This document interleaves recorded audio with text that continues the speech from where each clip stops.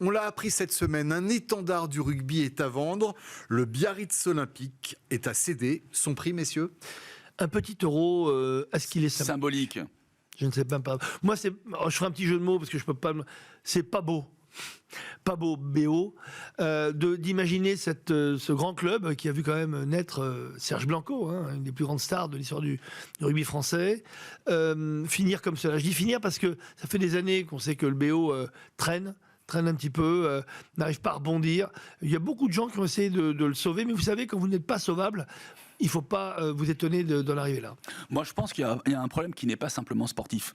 Il est aussi économique et il est aussi d'un point de vue de la gouvernance. C'est vrai qu'il a été racheté par Louis-Vincent Gave avec une volonté immobilière de développer quelque chose derrière le stade. Le stade n'a pas été rénové. Il y a eu en fait une guerre frontale avec la mairie. La maire de Biarritz s'est opposée radicalement à faire des travaux dans un stade qui allait basculer dans une enceinte privée. Et c'est la raison pour laquelle il y a eu un bras de fer. Alors entre-temps, il devait y avoir un acheteur du côté de Brive. Le stade devait être construit comme un mini Anoeta à San Sebastián, donc du côté Pays Basque espagnol. Ça a été avorté. Et aujourd'hui, les résultats ne sont pas au rendez-vous. L'attractivité du club est assez nulle. Et les déficits sont énormes. N'oublions pas que le budget du Biarritz Olympique en Pro D2 est de 9 millions d'euros. D'accord ? Et aujourd'hui, malheureusement, si les pouvoirs publics et la mairie ne se mobilisent pas avec les grands anciens, les anciens glorieux du Biarritz Olympique, on risque de voir ce club disparaître. S'il n'y a pas de repreneur ? Alors, s'il n'y a pas de repreneur, il faut savoir une chose, c'est que le Pays Basque, c'est un peu à part. Et le Pays Basque du rugby, c'est encore plus à part. Oui. J'avais coutume de dire qu'il y aura la paix au Proche-Orient, que Bayonne et Biarritz n'arriveront toujours pas à fusionner. Là, aujourd'hui, Bayonne s'en tire pas mal. Ils ont fait des investissements dans leur stade. Ils sont distants de à peine 10 km, même pas. Attendez, juste, Biarritz, c'est en Pro D2.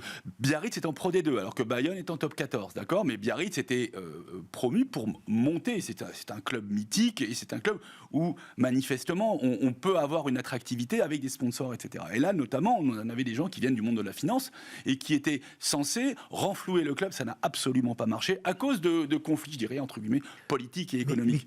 Si Biarritz disparaît, on va se retrouver encore une fois avec la problématique du rugby professionnel, c'est-à-dire que dès que vous n'avez pas de pôle d'attractivité économique, les clubs souffrent et ont besoin de mécènes.